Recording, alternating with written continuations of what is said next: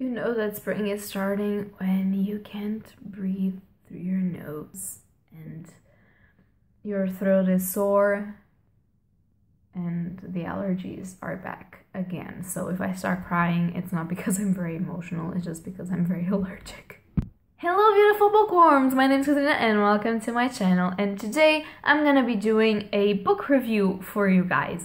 So as pretty much all of you that follow my channel knows, I am doing a Lord of the Rings reading because I never read the books, so I'm reading them for the first time. And what I'm doing is I'm going to review each and every one of them spoiler free, and then I'm going to post a spoilery vlog on my experience while reading the books for the first time. So I did that for The Fellowship of the Ring, the first book, which I already finished like a month ago or something like that, and I'm going to try and link down below my review of the first book and my spoilery vlog for those of you that would like to know what I thought while reading it. It has 40 minutes, so I am sorry for that, but the experience was too good to cut more pieces. I actually cut some pieces of that, but it wasn't very valid. So yeah, if you want to spend 40 minutes of your life, I'm gonna try and link it down below.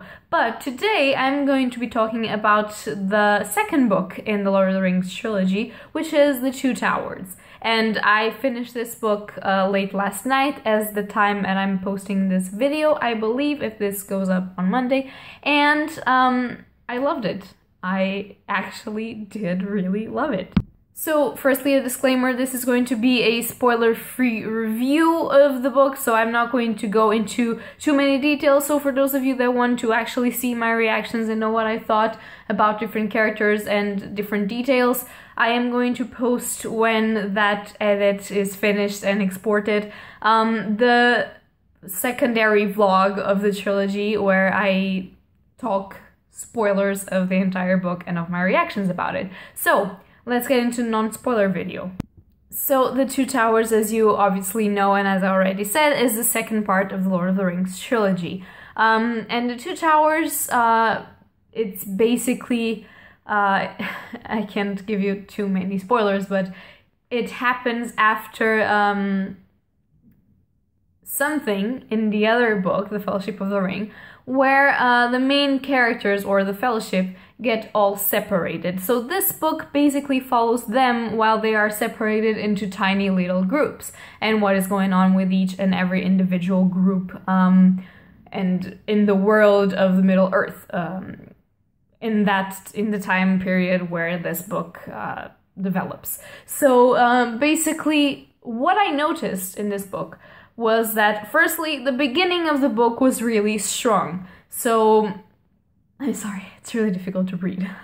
But, as I was saying, the beginning of the book is really strong. So I got pulled into this book way faster than I got pulled into the first one. Namely because the first one is very descriptive in a way that it identifies the main characters and kind of tries and explain why they are there and what's their role on the story and what is the part that they're going to play. While the second one, because those introductions are already done, has more time to develop the descriptions of the environment, the descriptions of the atmosphere, the descriptions of the battles that will occur eventually, and the description of the development of the main characters, which was something that I found very interesting. So namely, what I really enjoyed seeing in this book, and I read it faster than the other one, because it is smaller, but because it is very descriptive in a way that completely pulls you under. So you're completely immersed in this. Actually, late last night, the last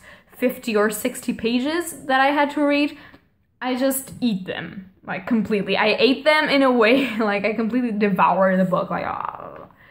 Yeah, it happened. And I couldn't put it down. I just couldn't. I had to finish, and I don't know how I haven't got to the third one yet, maybe because I have a lot of things to do, but yeah. So, As I was saying, what I did enjoy in this book is the fact that you have a lot of character development. So the characters that you know now have to make different decisions. Now they are in smaller groups, as I said, and now everything impacts other things in the Middle-earth realm and in their lives and in the lives of others. So that is particularly interesting in this book, and I really love the development of the characters.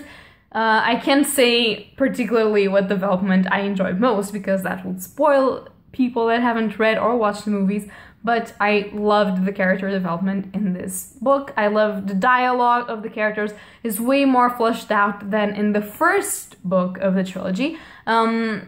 The descriptions of the environment and the atmosphere are way darker, so I really love that. So in the first book you start dark, obviously, because this isn't The Hobbit. The Hobbit was namely for children, as I said in my non-spoiler review, which I will leave linked down below, because I also read that before reading The Lord of the Rings. So as I was saying, The Hobbit is mainly for children, and although it has some darkish parts, it is not a dark book in a way, although it tries to remind you that greed is not a good thing and that there are bad things that happen to certain people and to evil people and what's the line between good and evil, but it's not very philosophical and it's not as dark as Lord of the Rings. So although you start dark in the Fellowship of the Ring, the darkness ensues way more and develops way more in the second book because we are getting close to a final battle, to a final challenge, to the final of the books. So obviously the tone has to get darker, as I am saying. How many times can I repeat darker or darkish words in a video? Do you want to count? Apart from that, all of the characters and all of the places that we are visiting are way more fleshed out. There are conversations and there are creatures, let's just say, that are coming out from the lore and are just amazing. There are a lot of things that we didn't know in the first book that we now know in the second one that will help us go in the journey with our main characters. And there is a lot of angst because we want to help them and we can't, and we actually feel pity for some of the characters, we actually feel afraid with other characters, and we don't really know how this is going to end. And although I've already watched the movies, as I said, I don't remember a lot of the second movie, so for me it was very interesting to read this one, way more than to read the first one, because the first one I did have some basis of remembrance, but because I couldn't remember, I know the end of, obviously, the book and the movies. You know, I know what's going to happen, but it was a very interesting experience because even that I know how it's going to end, I was frustrated with some things and I really wanted things to go well and they didn't. And I was very angry, although I know that everything is going to work out in a way that probably isn't the best, but maybe isn't the worst. I don't know. I don't want to spoil you, so I'm going to shut up now.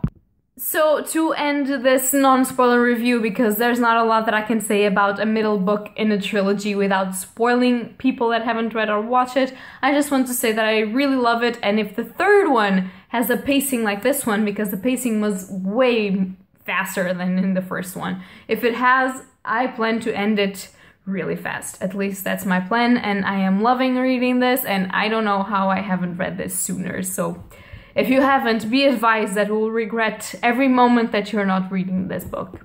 Also, to finalize, I just want to say that you notice how Tolkien explores society. Even in a fantasy book, he has some comments as a narrator, and the characters have some comments that are very society-based, and you notice that he's very connected with nature and that all of his characters are connected in somehow with nature, and that he doesn't really enjoy the fact that human population is destroying nature. And that's a main event in this book, which I can't really talk about very closely, but it is a main event and it is portrayed as a terrible, terrible thing. And I really enjoy that because it is a problem that we see even today in our society. So it could be helpful for people to read this and to get that in their heads.